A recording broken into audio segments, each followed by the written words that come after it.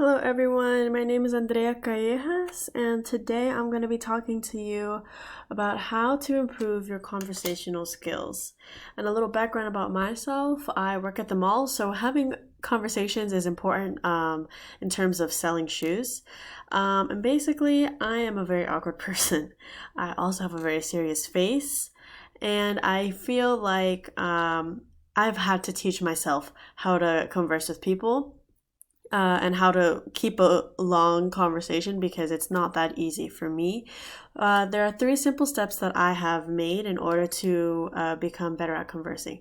You have appearance, the way that you speak, and your self esteem. So we're going to start off with appearance, and basically, this is more than just looking pretty. This is more than just looking glam, you know? These are very actual simple things that you can change about yourself in order to become more approachable.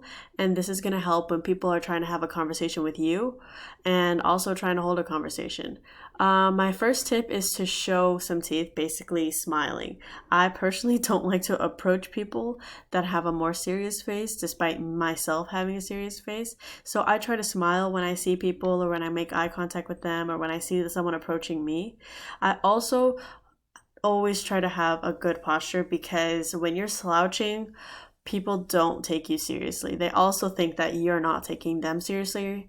So it's good to maintain a good posture so that way people think you're mature. And when you're talking with someone, it's important to keep your eyes on them.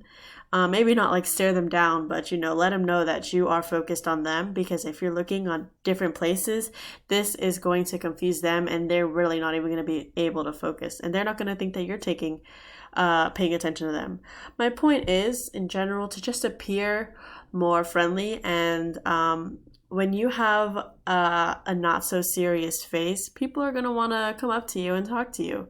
And I've learned this myself. Also, my second point is that speaking is so important, and it's not just like the words that you're saying, it's not just your grammar, your vocabulary. It also has to do a lot with the way that you say things. And for example, your tone of voice or the pace. If you're going too fast, people are not going to know what's going on. They're going to be very confused and it's going to be all over the place. If you're going too slow, people are going to get bored out of their mind. It's good to slow down but keep a good pace. It's also important to watch your tone. Myself, personally, I have a very sarcastic voice.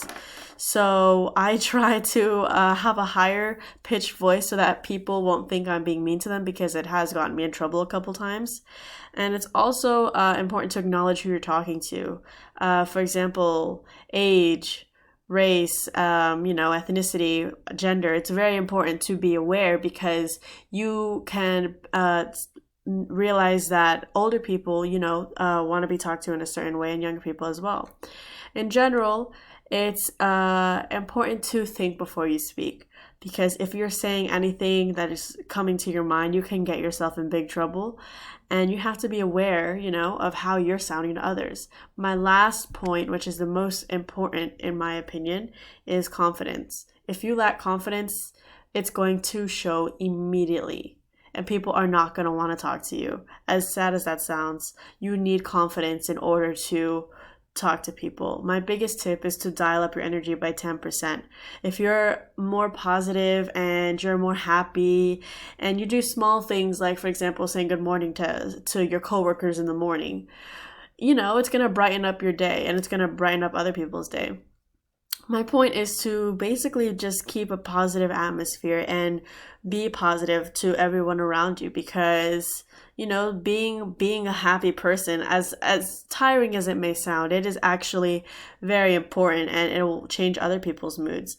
The biggest thing that I can advise is to not listen to your critical voice. Well, I guess I said that wrong. To acknowledge your critical inner voice, but to not let it bring you down because this is not real. You are a good person, and so you should, be your own best friend. You should acknowledge your mistakes, but don't put yourself down. As if you were talking to a friend, you have to talk to yourself that way. If you make a mistake, don't put yourself down. Just say it's okay. You'll do better next time.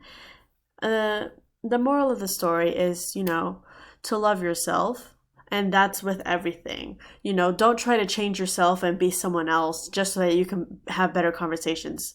Be yourself, be your genuine self, but shine the brighter parts of yourself. Thank you so much for listening to my talk.